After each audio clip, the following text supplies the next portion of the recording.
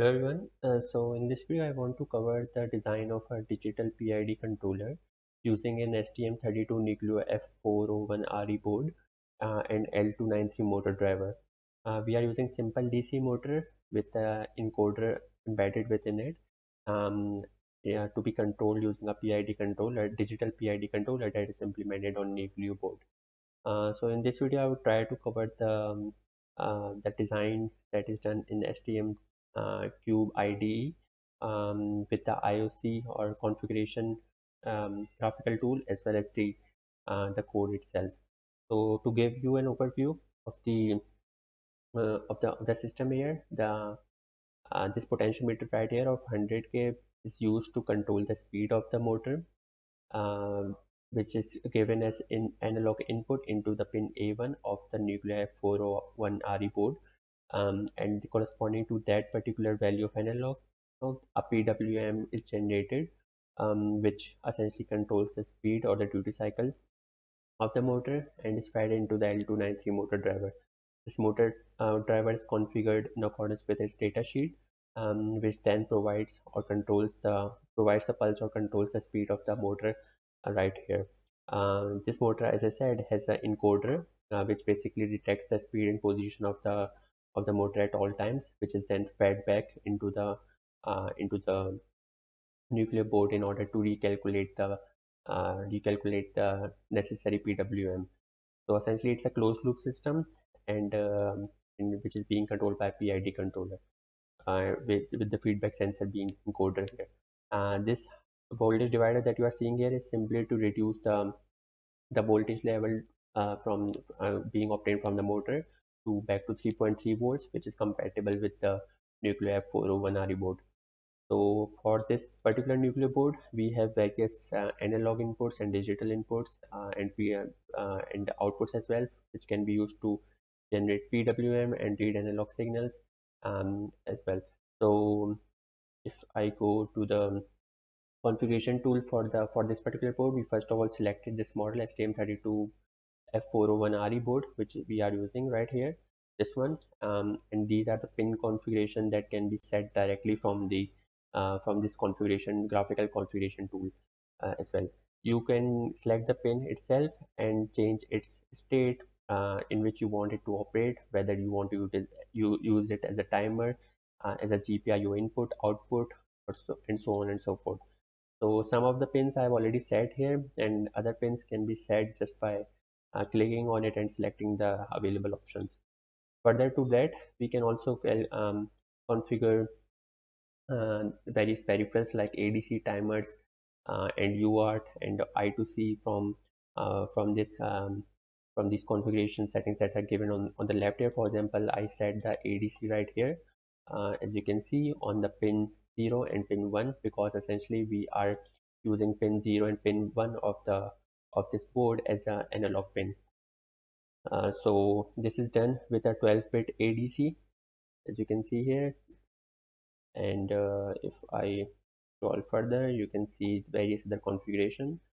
One of the important one that I wanted to discuss is the NVIC setting, which is basically you have to enable it for the global interrupt, because essentially we are doing all of the tasks using peripherals with the interrupt. So it's very essential that you enable the global interrupt in the NVIC setting for all of the peripherals that we use. Other than ADC, I've used timer 1, timer 3, and timer 4 in order to read the output as well as read the output speed as well as generate the corresponding PWM using the timers because they are far more efficient. So the timer one that we are using is in count up mode, the p-scaler of 83 and the counter period of 65,535. Again, it depends upon the frequency at which you want to generate your PWM. The frequency that I'm generating is about 10 kilohertz, so these calculations are done in regards with that. These calculations are pretty much straightforward since the frequency of this board is 84 megahertz. We use the prescaler of 83 in order to prescale the frequency and then um, simply generate a corresponding PWM. Similar to the timer 1, timer 3, and timer 4 are set for PWM modes and to basically calculate the speed of the or detect the speed of the motor itself. Also for all of them, you can clearly see here that NVIC setting has to be enabled for the global interrupt for all of these timers. Other than these timers, I have used UART in order to send and receive data on any UART terminal that you want to use. In my case, I decided to use PERT, but you can use any one of them in order to see data on the UART. So for the UART, I'm operating it on the baud rate of 115 200 bits per second with the word length of 8 bits. Other than UART, I think that this is pretty much it. So once you have these settings done, these configuration done for the analog ADCs and the timers as well as the UART, you can simply go to the to the project and generate code right here. Once you generate the code, the corresponding C file that you will get would look something like this. And in this file, you can clearly see the configuration. Most of the configuration would be already done for you. You can clearly see that the timers are already initialized here. Okay, so for some of these initialization, you will have to do yourself, but most of the initialization would be done automatically for you. The initialization that you have to done, their corresponding functions would be available to you in the data sheet as well as readily on the internet, right? So these are essentially the header functions that you can use. So these are used to um, initialize the timer, and then this is the initialization for the ADC, and all of these configuration that you are seeing are done automatically by the code generator, and this is the automatic initialization for the ADC. As you can see, it's a 12-bit ADC, and the part that we have to implement, this is again for the timer. And if we keep scrolling down, all of this initialization is already done automatically, so we don't have to worry about it. The part that we implemented is right here, right? So if you see here, this function can be used uh, to basically read or write on any GPIO pin.